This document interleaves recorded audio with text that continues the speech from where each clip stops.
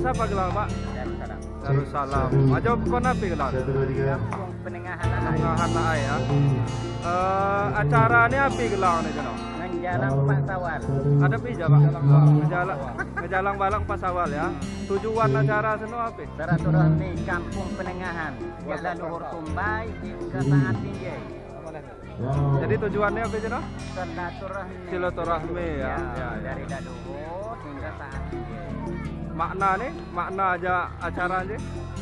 Silaturahmi. No ya, silaturahmi ya. Kadone pelaksanaannya biasanya pas kapan?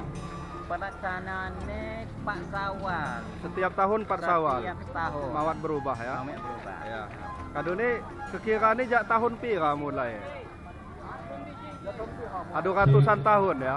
Iyalah. Ya, ratusan tahun. Iyalah. Oh. Di dalam acara seno api berlangsung api ya. Iya, acara ini membuka nih api takmir masjid. Ya. Di dapur di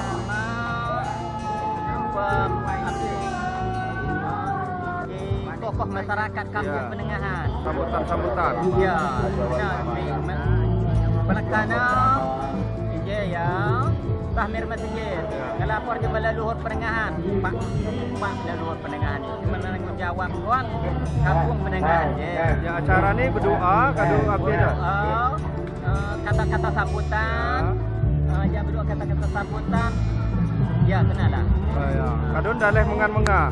Ya. Tapi bang orang mengan ni pakai khas pahar.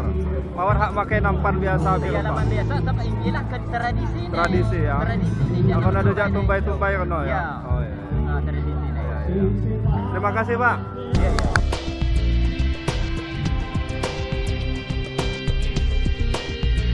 Dapatkah hadir dalam acara sinjing?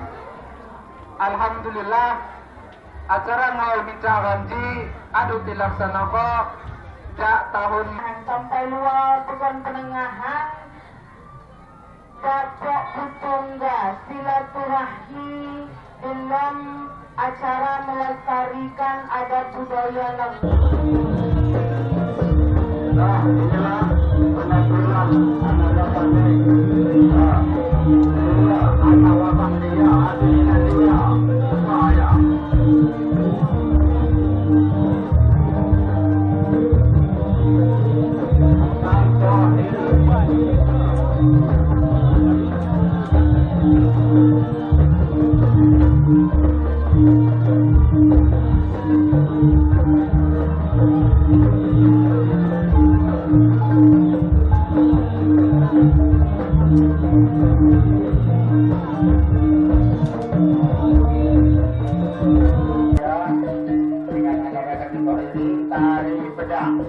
Tari pedang,